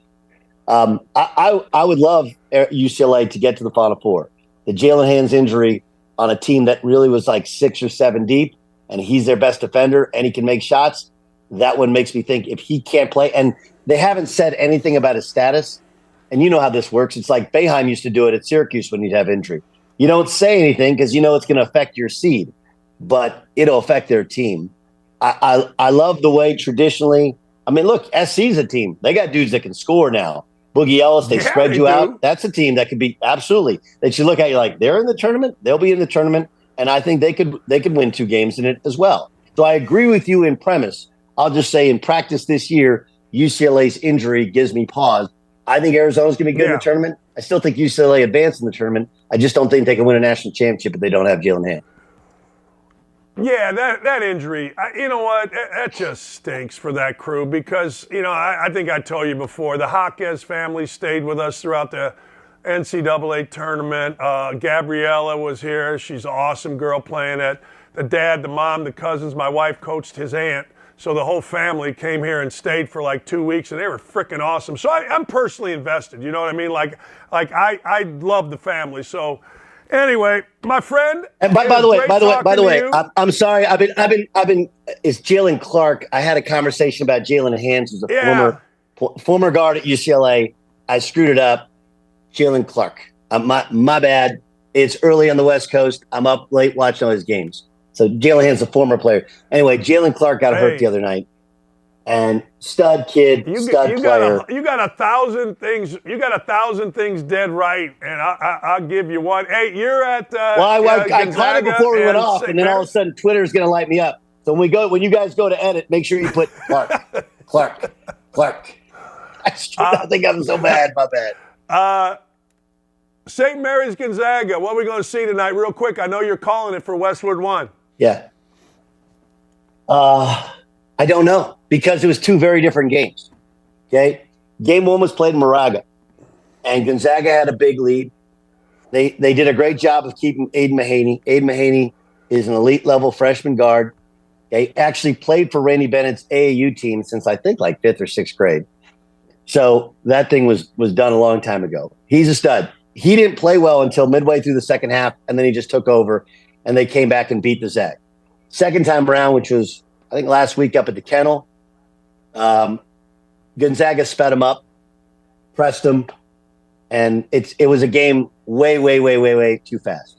I think Gonzaga wins because this is very similar to last year, right? Slow pace in Moraga. If it's slow, Gonzaga, St. Mary's got a great shot because they probably have the best perimeter score, and they have a good beat on Drew Timme, on how to play against Timme, because they've played against him like it seems like 30 times, and it'll be a brutally physical game if it's played in the half court.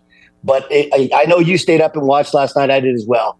They're up 27, I think, on BYU, and BYU does not have a great pressing lineup. BYU pressed them, and my thought was like, hey, Randy, have you guys done press break?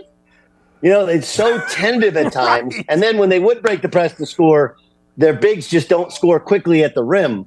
Like, yikes. So obviously Gonzaga is going to try and speed them up. I think Gonzaga got challenged last night by San Francisco.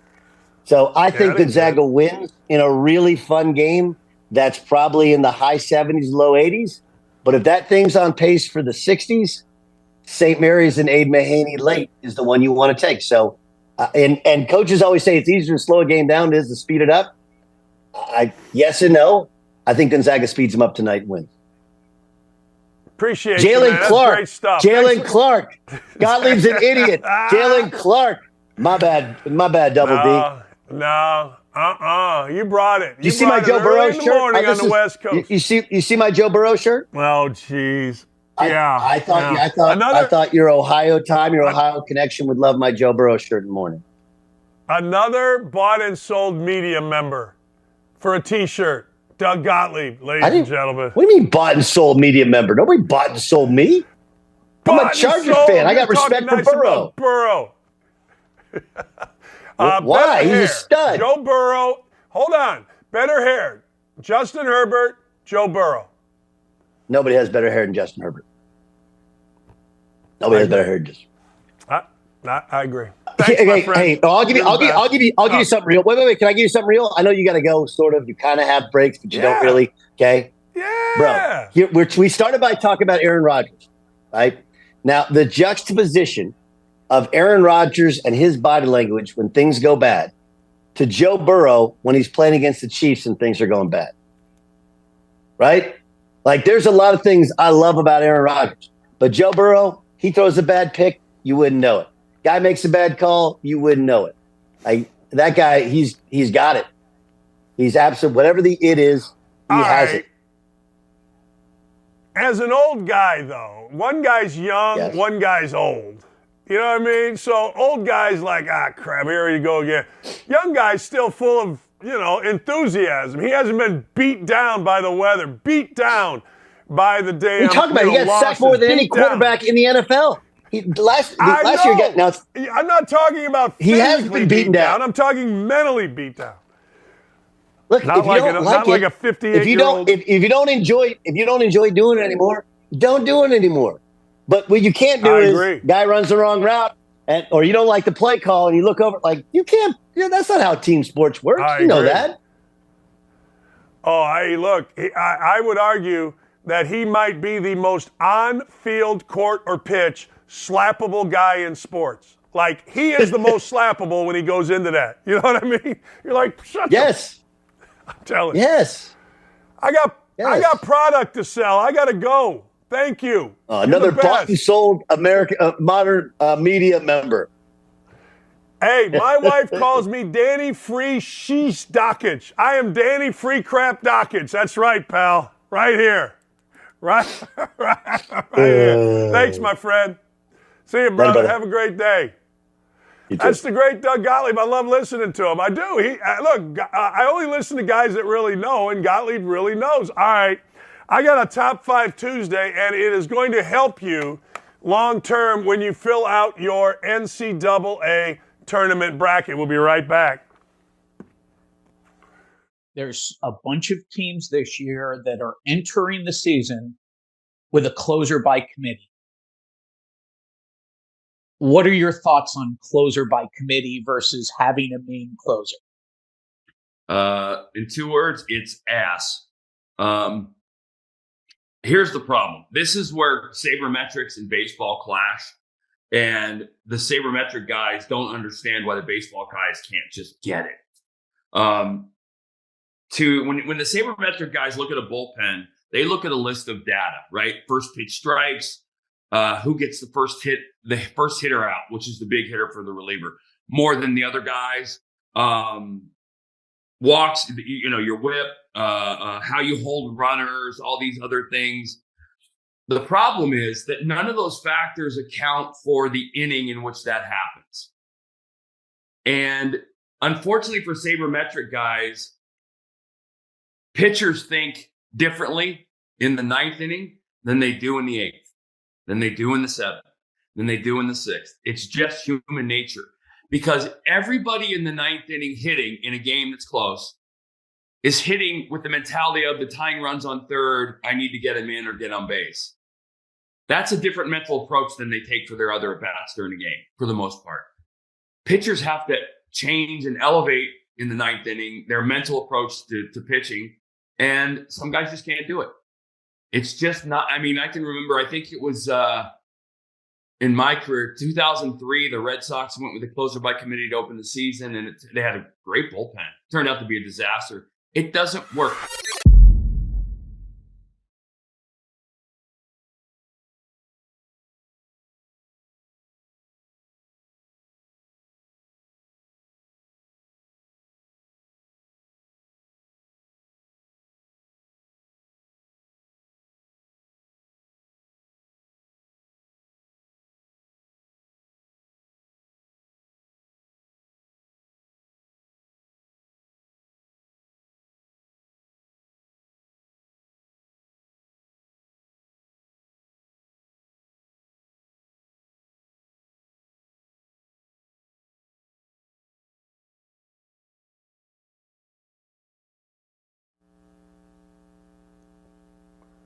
Welcome back. Hey, Kurt Schilling has joined the OutKick crew. He has a baseball show that is fantastic. He had Lenny Dykstra on the other day, and Lenny Dykstra was magnificent, as he always is. Such a weird dude, but I absolutely love him. All right, here's the deal.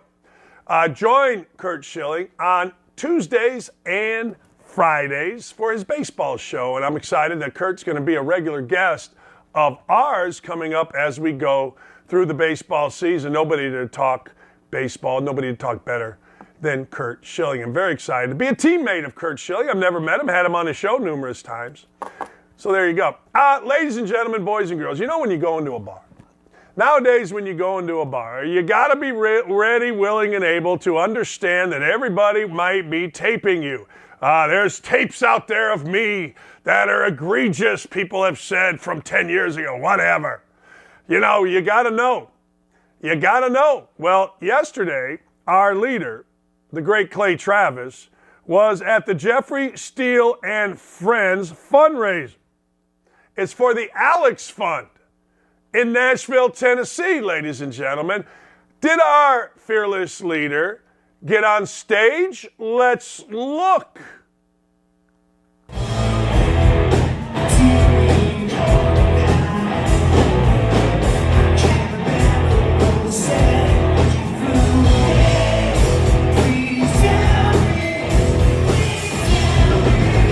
Tell me what.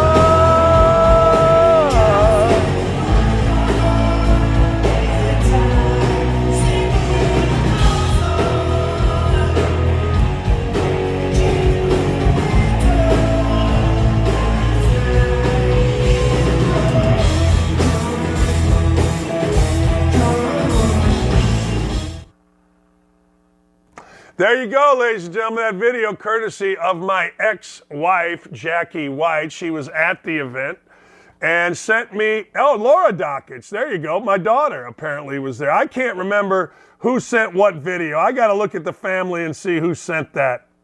It was my ex-wife, I guess. I don't know. My whole family can't wait to send me videos. Those of you out there with videos, God bless you. But again, when you go to a bar, you go to a concert, and you got any kind of celebrity, you got to make sure. Hell, yesterday I was jumping around at the end of a basketball game, and I looked up at the stairwell, and there was my wife videotaping me marching around as it was coming to the end of a couple games, and I had a parlay. So Clay Travis, swing it, baby. Shake it, baby. And you do you. And ladies and gentlemen, look it up. The Alex Fund is a pretty cool thing.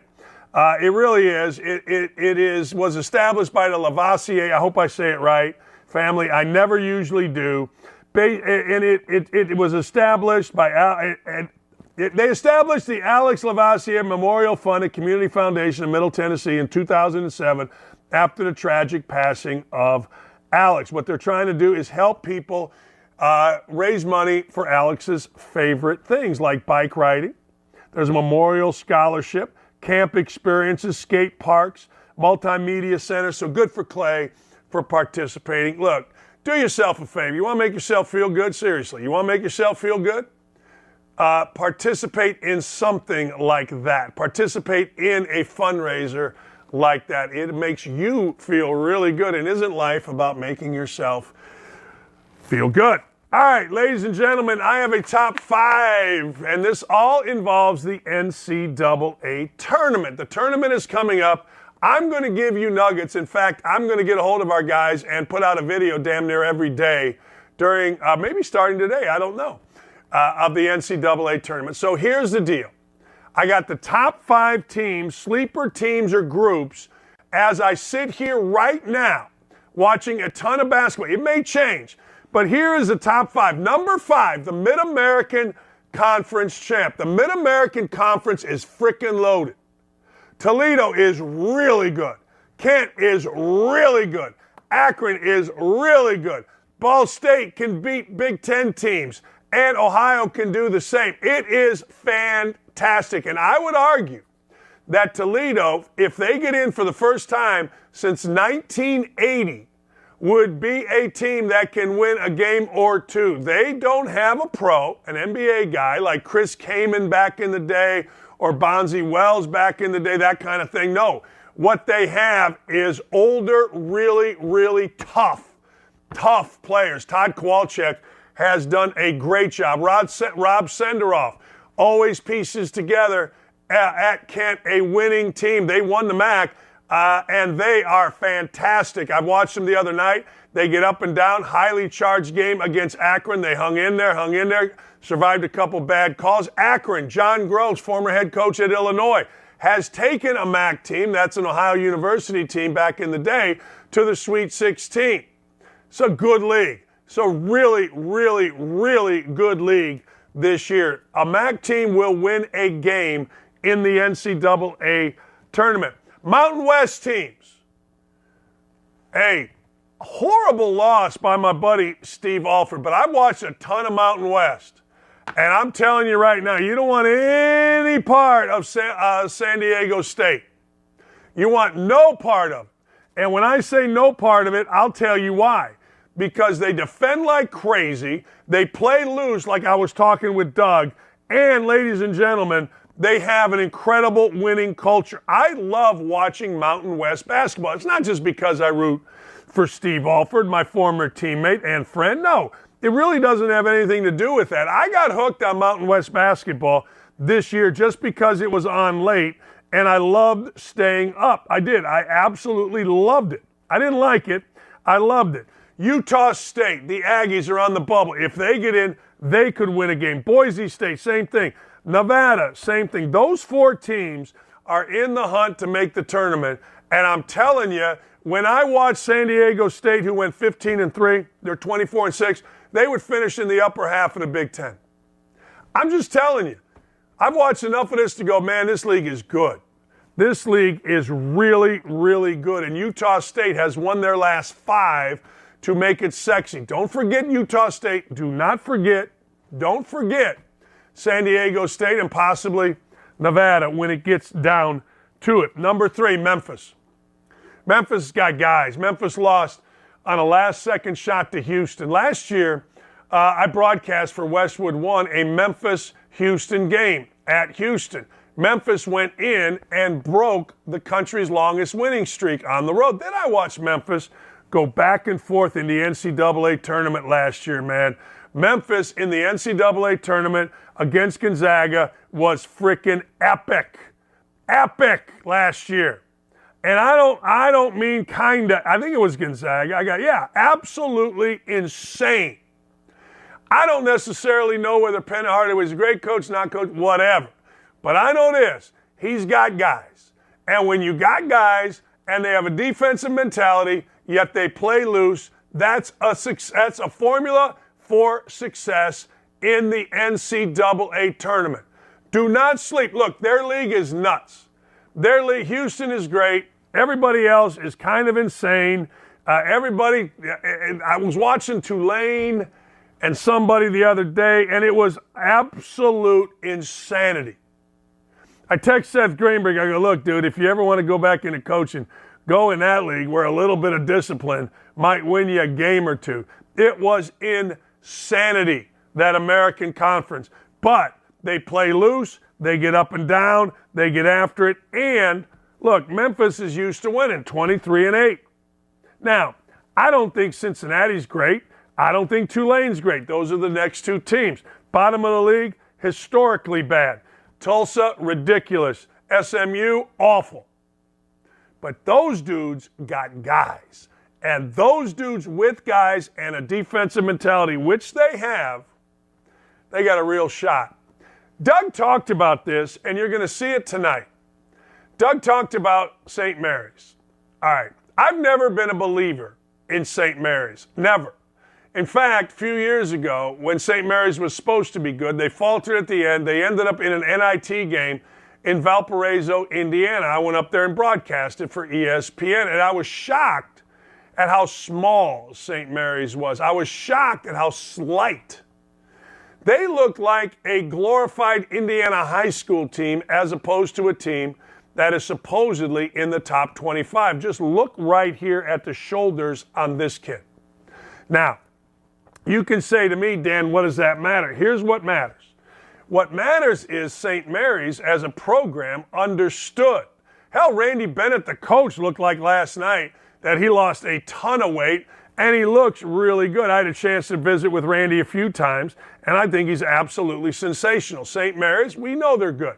But I love the fact that St. Mary's decided, hey, look, we're going to get physically bigger. We're going to get stronger. We're going to get to the point where we got guys playing at 220 pounds, not playing at, 120 pounds. This kid right here, Alex Duke, is 6'7", 220 pounds. It's a big difference. I'm not saying that they're crazy physical specimens. I'm just saying they don't look like a mid-major team. Logan Johnson is a kid you want to watch out for. Remember this name. If you're in a pool in the NCAA tournament, take a look at Logan Johnson. He transferred from Cincinnati. He's a defensive player of the year in the West Coast Conference. He made an unbelievable block last night. He averages just under 15, 5 rebounds, 3.5 assists. He is damn good. He's good. Their team, damn good. It's not a mid-major. Again, those of you that have listened to me, you know I've never, ever, ever bought into St. Mary's. I want to get this Coach DeFries, on the show, hopefully in the next couple days. I forgot to tell you that, Dylan. But my number one team right now there may be others, but right now as we head to really the crux of Champ Week, these guys, the Drake Bulldogs. I am biased. My old assistant, Marty Richter, recruited this team. He's an assistant coach, was an assistant coach for Dunk City, the Florida Gulf Coast team. He deserves, I think, the Bowling Green job. But having said that, you want to be old, this team is ancient. I think they have 4 people, 24 years or older. But I said this yesterday, ladies and gentlemen, the leading scorer is a sophomore. The leading scorer is being talked about as a lottery pick. The leading scorer, ladies and gentlemen, is the coach's son. So you don't have to worry at all about is the best player on the team connected to the coach. Yeah, he's got to eat there. Tucker DeFries is terrific. They've got guys that are the all-time leading assist leader, all-time leading steals leader, all-time leading rebounder. They got the player of the year. I mean, they got everything you want, and everybody is 110 years old. Maybe the oldest team in college basketball. They had some injuries in the middle, came 1 game short of the Missouri Valley regular season, got everybody healthy for the Missouri Valley tournament, and beat Bradley, the regular season champion, by as much as they wanted to beat Bradley. I'm telling you, how much you want to win by? All right, let me look here. I think we should try to win. Oh, I don't know. Do you mind trying to win by 25? Let's do that. They did. They shoot 38% from the three-point line. They're big, they're strong, they got old man bodies. Now, I don't know, but I know that sells. They're 27-7. They should have been in regardless of whether they won their tournament. I'm going to give this to you. They have won 3 in a row after a loss at Bradley.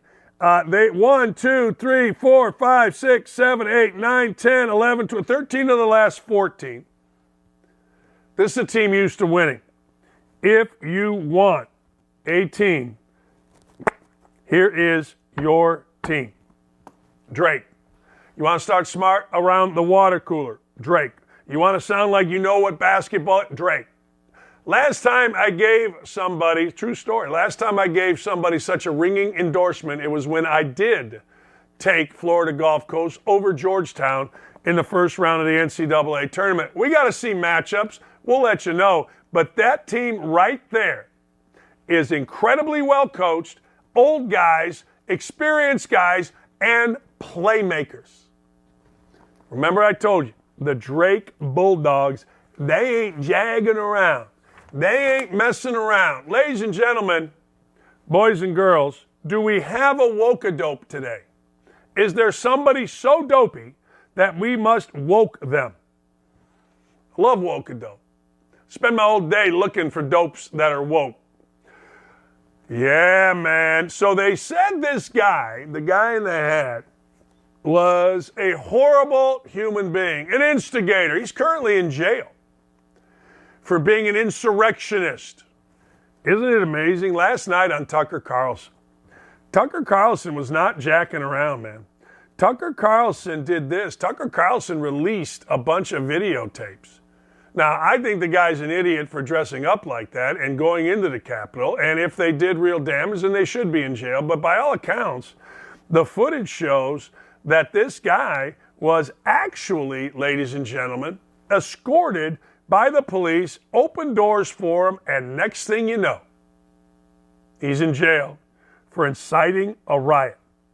Now, I got to ask you, and again, I don't care whether you are Republican, whether you are Democrat, whether you are liberal, or whether you are conservative, all right? I don't care. But the video is very clear. Police are escorting this guy around. Now, I think that every idiot that walked into the Capitol uninvited should pay a consequence, but it doesn't seem like the reporting on this man was very factual. It does not seem that the reporting was very good at all on this. It just doesn't seem that. It seems like, I don't know, there may be some lies here, which there always are lies. And thank goodness, look, I'm not going to lie. I don't stay up at night and watch Tucker Carlson. I don't. I know a lot of you do. But what he said was what the committee did not do was explain what happened inside the Capitol, and he showed them. Members lied about what they saw, hid the evidence from the public, as well as from the criminal defendants. Now, this is all out there. You can make a determination on what you want to believe and what you don't want to believe. The legacy media has already come out and said, look, they're lying. They're lying. Everybody's lying. Josh Hawley, they said Josh Hawley was running away. That turned out to be a lie. Isn't it interesting that we have to do this? I mean, why was it, if we're going to have an investigation, let's just take it this way. If we're going to have an investigation and we're going to have Congress and people are going to go to jail, how about we just do it truthfully? Now, I don't know whether or not that's possible. But how about we just do it truthfully? Hey, look, if you want to throw everybody that walked the halls in jail, that's awesome. That's awesome. If that's what you want to do, fantastic. But at least do it honestly. At least do it where all of the evidence is shown, not just the evidence that our legacy media wants you to see. Doesn't that make sense? It does to me. Now, maybe it doesn't to you. But again, that's the ongoing battle. That's the battle between sanity, which would be, hey, look, people's lives are at stake here. If these folks violated the law and we're having a committee, let's put all the evidence out there and see what it is. Insanity, oh man, they're insurrectionists, everybody should go to jail, man. No, I mean, that's insanity. Insanity is having a committee. Insanity is putting together all of the important people in our government and bringing in and having an investigation, a committee on national TV, but not being truthful, not showing all the evidence, not saying, hey, here is what actually happened based on the videotape. That's evil. And that's not who we should be as a people. That goes against almost everything. And people wonder, man, why don't we trust our lawmakers? Why don't we trust prosecutors? Why don't we trust our media? You're seeing it. Again, I don't know what I'm seeing. I don't know because I really didn't pay attention on January 6th. I remember seeing people in like Pelosi's chair and thinking, you're an idiot. Hope you get arrested. That's what I did. That's what I thought. Doesn't mean I'm right, but that's what I thought. And I think it's what a lot of you thought. And then all of a sudden, wait a second, you're telling me what now? Now you're trying to say what? You're trying to say that somebody walked in there? You're trying to say that, what now? See, just be honest with us. Just be honest. We can absolutely handle it. I swear we can. And then, and I want to have the guy's name right, and then we got Biden, and there's videotape of the guy that everybody said was dead in the insurrection, brutally beaten, and he wasn't brutally beaten. The whole thing turned out to be a fraud. Well, he died, but he wasn't dead when they said he died. They showed video of him somewhere else. Like, what in the hell are we doing? What are we thinking? It's insane to me. It is. It's literally insane to me that we just cannot tell the truth. We just cannot say, this is what happened. The footage showed the guy, Officer Brian Sicknick, walking around the Capitol after they told us he was killed by prosecutors. Biden used Officer Brian Sicknick as political fodder in political theater. Why do we? That's insane. Totally insane. Thank God for our show. Thank God for OutKick. All right. Is it too late for a poll? Hey, I thought we were going to play the video of Schilling earlier. I'm going to go. We're going to play a video of Schilling. We're going to play Clay Travis as we go out. But I do want to say again to all of you that support us on YouTube, man, it's great. To all of you that support us on Twitter, man, I got to tell you, this show has become for me the most fun part of my day. Wasn't always like that because a TV show is different than a radio show, but because of Aaron and Gary and Ryan and Dylan and Haley and Caitlin and Chuck, Chuck, I was thinking, I mean, it's freaking awesome. So I thank you all for supporting us. I thank you all for being here every day. Tell your friends, we're going to make a ton of money in this March Madness season. Have a wonderful afternoon. Dakich no longer here, thus he is out. So in spring training, you go through a couple stages. You go from the young guy whose mental approach to every day in camp is, my God, I want to make the team. There's the younger guy whose mental approach is, I just want them to remember me. To the guy who's kind of established, to the guy who knows he's going to be pitching opening day and shows up at spring training as your ace and is getting ready. And those guys, those veteran guys that kind of have roster spots secured, you're going to see them pushing and the boundaries and the envelope on every one of, especially the pickoff rule. I'm still very curious to see how the pickoff rule. And Bill, when we were talking about it early on, I told you I thought the pickoff rule would be by a landslide the most impactful rule change. I don't know if it's either just not being tested yet, or but this pitch clock is going to have a far bigger impact on hitters than I was thinking.